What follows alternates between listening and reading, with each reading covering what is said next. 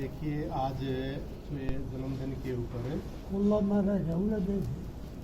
निवेश ने और माँ बाप ने और सभी मिल करके आज जन्मदिन के ऊपर जो यज्ञ किया है, ये एक बहुत अच्छी पार्टी भी है। हम ज़्यादातर देखते हैं कि जन्मदिन जो मनाते हैं आजकल के बच्चे परिवार में, तो वो ज़्यादातर क्या करते हैं कि यज्ञ करना तो दूर की बात, केक ले आएंगे जिसमें अंडे वंडे का कई चीज़ मिलाई होती हैं और उसको चक्कू से काट देंगे और सारे बांट कर खा लेंगे, तो उसके मुंह मारेंगे तो उसके मुंह में।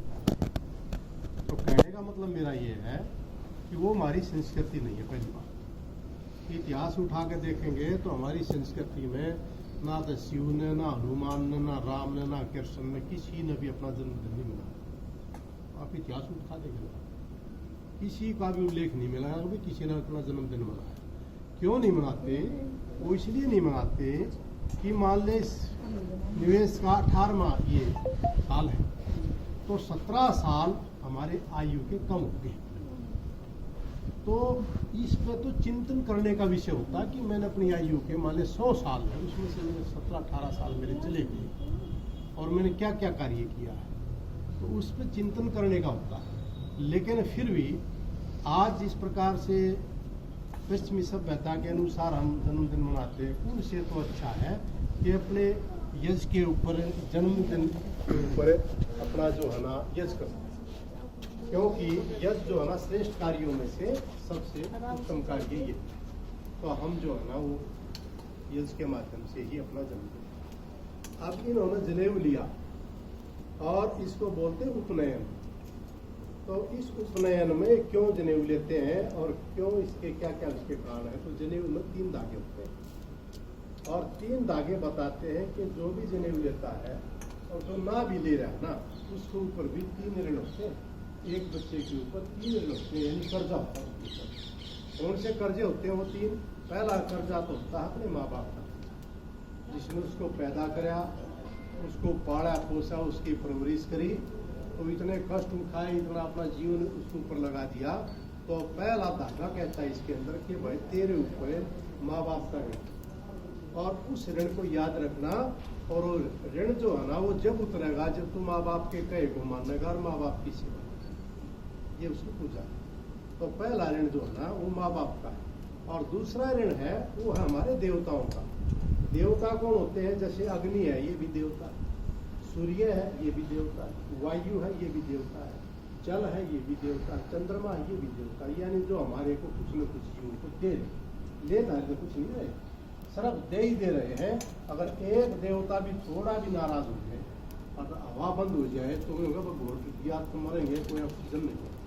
अगर लगातार बारिश होती रहे, बाढ़ आ जाने के बाद जलते मरेंगे। तो कहने का मतलब अगर एक देवता भी रुष्ट हो जाता है तो हमारा जीवन संभव नहीं। इसलिए दूसरा हमारे ऊपर ऋण है, दूसरा धागा ही जनेऊ का कह रहा है कि भाई तेरे ऊपर देवताओं का ऋण है। और इससे ऋण होने के लिए आपने उस वातावरण को बनाए रखना है, जल को भी, वायु को भी, अग्नि को भी, जो भी चंद्रमा सूर्य तारे जितने भी देवता हैं उनको हमने बनाए रखना है। और वो बनाए होगा सिर्फ यज्ञ के माध्यम से। इसलिए इसको क्या कहते हैं? देवयज्ञ, देवताओं का यज्ञ। 5 प्रकार के यज्ञ होते हैं, उनमें से एक होता है देवयज्ञ। तो ये देवताओं के लिए होता है और किसी के लिए होता है। इसके माध्यम से हम सारे देवताओं को खुश कर रहे हैं, सारे देवताओं को खुश कर रहे हैं। अब कहोगे जी देवता तो दिखाई तो देते नहीं, फिर कैसे लेंगे हमारा भोजन?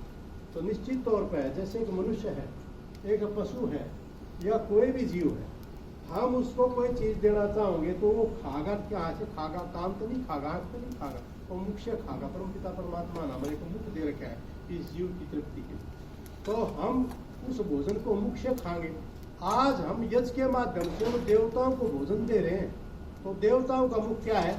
जब तक मुख का मालूम नहीं, जब तक वो भोजन कैसे करेंगे? तो देवताओं का मुख क्या है? अग्नि। अग्नि देवताओं का मुख है। अब इसलिए देवताओं को खुश करना है तो यज्ञ करना पड़ेगा। और यज्ञ में जितने भी पौष्टिक पदार्थ हैं, हमारा घी है, हमारी मिठाई है, हमारी सामग्री है जिसमें अनेक प्रकार की जड़ी बूटियों का मिश्रण है, तो वो सारी चीज हम अग्नि में डालते हैं मंत्रों के माध्यम से। और वो सूक्ष्म होकर के यानी जड़ करके सूक्ष्म रूप होकर के उन देवताओं को प्राप्त होता। तो देवताओं का मुख्य हुआ अग्नि, इसलिए जोत भी लगाते हैं ना, उन जोत ना लाओ बिना कुछ जलाए, क्योंकि वो जलाएगा नहीं, देवताओं का प्राप्त नहीं होगा। इसलिए देवताओं को खुश करना है तो देव यज्ञ जरूर से जरूर करें, उसके माध्यम से हमारे सारे देवता खुश होते हैं। तो 2 ऋण हो गए इस धागे में, 3 धागे होते हैं, तो 2 का बता दिया, पहला पितृ ऋण, दूसरा देव ऋण, और तीसरा जो है वो होता है ऋषि ऋण। ऋषि ऋण होता है कि इस सृष्टि में परमपिता परमात्मा ने हमारे को पैदा कर दिया, और पैदा करने के बाद किसी इंसान को, जीव को मालूम नहीं कि मेरी क्या ड्यूटी है, ना को बता सकता। इसको कौन पता होगा? जैसे घर में तो माँ बाप बताओ ना, वो पितृ माँ, लेकिन जब तेरे माँ बाप भी पैदा हुए या उनके माँ बाप भी पैदा हुए, तो सृष्टि में जो पहली संतान पैदा हुई उसको रास्ता बताने वाला कौन? तो परम पिता परमात्मा ने उन 4 ऋषियों को पैदा किया, और 4 ऋषियों ने वेदों की रचना करी। सबसे पहला व्यक्ति ब्रह्मा हुआ, जिसने उन 4 वेदों को पढ़ा और अपनी जनता के अंदर बता दिया कि भाई देख गृहस्थियों, थारा ये कर्म है, सन्यासियों थारा ये कर्म है, सबके गुरु ये तुम्हारा कर्म है, शिष्य ये तुम्हारा कर्म है, सबके कर्म बांट दिए कि पैदा होने के बाद इंसान की क्या ड्यूटी है। यानी उन ऋषियों ने हमारे ऊपर एक ऋण छोड़ दिया। अब देख लो, हमने इन ग्रंथों के माध्यम से, इस साहित्य के माध्यम से इस आपको ये विद्या हम दे रहे हैं, इसलिए इस विद्या का पालन करना। अगर पालन नहीं करोगे तो हम आप पर ऋण बढ़े रहेंगे।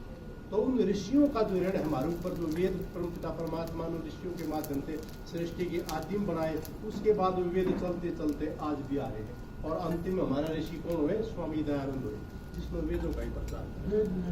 वेद स्वामी दयानंद आए जर्मनी से, हमारे सारे वेद विलुप्त हो गए थे। अब तो उन ऋषियों के हम ऋणी हैं। कृष्ण थे, कोई ऋषि से कम नहीं थे। उन्होंने गीता के माध्यम से हमारे को गीता का उपदेश दे दिया 700 श्लोकों में हमारे उपकार के लिए, तो हम उन ऋषियों के ऋणी हैं। स्वामी दयानंद सच्चार प्रकाश दिया तो हम स्वामी दयानंद को उस ऋषि के ऋणी। तो इसलिए उससे उऋण होने के लिए क्या करें? 2 का उऋण होने का मैंने बता दिया। माँ बाप की सेवा करना से माँ बाप से उऋण हो जाएंगे, उनके ऋण से।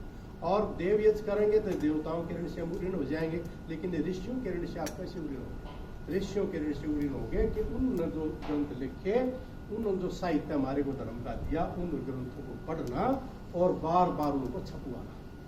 नहीं छापोगे तो खत्म हो जाएंगे। इसलिए बार बार, जैसे गीता है, कृष्ण भगवान आज तक 5000 साल पहले हुए और वह गीता आज भी हमारे पास है। क्यों? आपको हमारे पूर्वजों ने उनको छापते छापते छापते छापते महत्व की है। तो उन ऋषियों से उऋण होने के लिए जितने भी संसार के अंदर हमारे ऋषियों ने अच्छे अच्छे ग्रंथ दिए हमारे को, तो उनको दोबारा से उनको प्रिंट करवाना, दोबारा से उनको प्रजा के अंदर समाज में लाना, पैसे के माध्यम से तो छाप दे। जैसे गीता प्रेस है गोरखपुर वालों की, तो क्या सस्ते सस्ते उसमें देंगे? क्यों देंगे? दुनिया भर का वहाँ पर दान आता है और उस दान से पुस्तकें छापते हैं, पुस्तक छाप करके थोड़े रेट के अंदर प्रजा होती है। इसलिए 3 ऋण मैंने बताए कि एक के ऊपर, एक इंसान के ऊपर 3 ऋण है, और ये 3 ऋण, ये 3 धागे हैं इस जनेऊ के अंदर। ये संकेत करते रहते थे, ले तो लिया है जनेऊ, लेकिन इन 3 ऋणों को हमेशा याद रखना, इनसे उऋण होने के लिए बार बार प्रयत्न करना। और इन 3 धागों के ऊपर फिर एक जगह गांठ मिलेगी आपने, और गांठ मारा कि उसको कहते हैं ब्रह्म ग्रंथि। ब्रह्म ग्रंथि का मतलब है उस परम पिता परमात्मा को मत भूल जाना इन 3 कर्मा के चक्रा में।